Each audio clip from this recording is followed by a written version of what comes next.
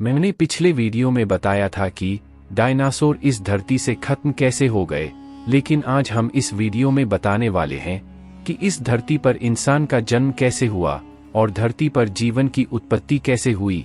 यह जानने से पहले यह समझ लेते हैं कि यह पृथ्वी कैसे बना, उसके बाद समझेंगे कि इस पृथ्वी पर जीवन कैसे आया। जिस पृथ्वी पर हम जीवन जी रहे हैं, यह एक ग्रह है और यह पृथ्वी सूरज का चारों तरफ चक्कर लगाता है। पृथ्वी जैसे कई ग्रह हैं जो सूर्य का चक्कर लगाते हैं। सूर्य के चक्कर लगाने वाले ग्रहों को मिलाकर सौरमंडल बनता है, जिसे हम सोलर सिस्टम भी कहते हैं। हमारे सोलर सिस्टम में बहुत ज्यादा मात्रा में एस्टेरॉयड भी होते हैं। यह एस्टेरॉयड इधर उधर घूमते रहते हैं, लेकिन एस्टेरॉयड का कोई दायरा नहीं होता है और जितने भी ग्रह हैं वह अपनी एक दायरे में घूमते रहते हैं और इस दायरे में रहकर सूर्य का चक्कर लगाते हैं। सोलर सिस्टम के बाद आता है गैलेक्सी। जैसे सारे ग्रह सूरज का चक्कर लगाते हैं, इसी प्रकार सोलर सिस्टम पूरी गैलेक्सी का चक्कर लगाता है। लेकिन यह सोचने पर मजबूर कर देता है कि आखिर सूर्य, ग्रह, तारे, गैलेक्सी और सोलर सिस्टम बने कैसे। लेकिन आज हम बात करने वाले हैं पृथ्वी कैसे बना और उस पर जीवन कैसे आया। तो आइए जानते हैं। यह जानने के लिए हमें आज से 15 अरब साल पीछे जाना पड़ेगा। आज से 15 अरब साल पहले एक विस्फोट हुआ, जिसे आज हम बिग बैंग कहते हैं। विस्फोट के बाद तारे, गैलेक्सी और ग्रह भी बने और उसी में एस्टेरॉयड भी थे। लाखों साल तक इस अंतरिक्ष में घूमते रहे। उसके बाद एस्टेरॉयड इकट्ठा होना चालू हो गया, जिसके वजह से पृथ्वी का निर्माण हुआ। लेकिन पृथ्वी एक आग का गोला था और इस पर जीवन भी संभव नहीं था। ऐसे ही कई एस्टेरॉयड मिलकर एक चांद का निर्माण किए। चांद बनने के बाद धरती का एक अलग ही रुख मिल गया। चांद के बनने के बाद पृथ्वी को एक बहुत फायदा हुआ, वह था मौसम का बनना। धरती की रफ्तार बहुत तेज थी। चांद के वजह से ही धरती के घूमने का रफ्तार कम हो गई। धरती पर जीवन विकास के लिए मौसम का होना बहुत जरूरी है। 440 करोड़ साल पहले धरती पर इतनी गर्मी थी कि तरल पानी रह ही नहीं सकता था, लेकिन वायुमंडल में पानी की भाप थी। कई लाख साल पहले जब धरती ठंडी हुई तो बारिश होने लगी, जिससे तालाब बनना शुरू हो गया और बाद में झील और फिर महासागर भी बने। 380 करोड़ साल पहले हमारे पास चांद भी मिल गया था और समुद्र भी था, लेकिन वह वैसा नहीं था जैसा कि आज हम देख रहे हैं, क्योंकि जीवन के लिए मौसम का होना बहुत जरूरी था। इसीलिए जीवन की शुरुआत के लिए अभी ज्यादा वक्त और बदलाव की जरूरत थी। लेकिन आज से 380 करोड़ साल पहले जब सागर बने तो सागर के नीचे एक नई जीव पनप रही थी। यह 6 तत्व हाइड्रोजन, ऑक्सीजन, कार्बन, नाइट्रोजन आदि ने मिलकर जीवों की रचना शुरू हो गई थी।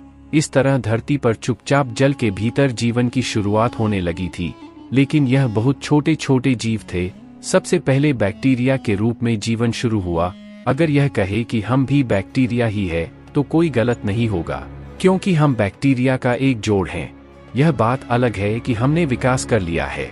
इस क्रम में लंबे काल के चलते अलग अलग रूप धारण कर लिए हैं। यह बैक्टीरिया लाखों सालों तक समुद्र में पड़े रहे। करीब 250 करोड़ साल पहले कुछ बैक्टीरियों ने महसूस किया कि जीने के लिए ऊर्जा का इस्तेमाल कैसे करना है।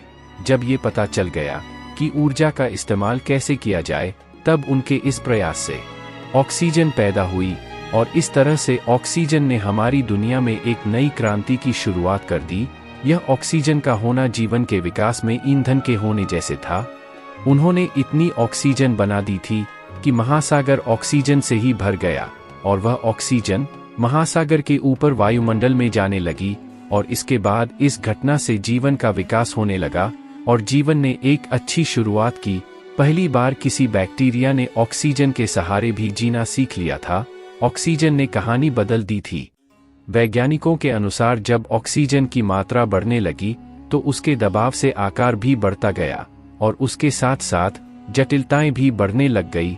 इसके चलते समुद्र में जीव और जानवरों के सबसे ज्यादा और सबसे उन्नत समूह पैदा होने लगा। आज से करीब 50 करोड़ साल पहले समुद्र में पहली बार कांटे वाली मछली पैदा हुई।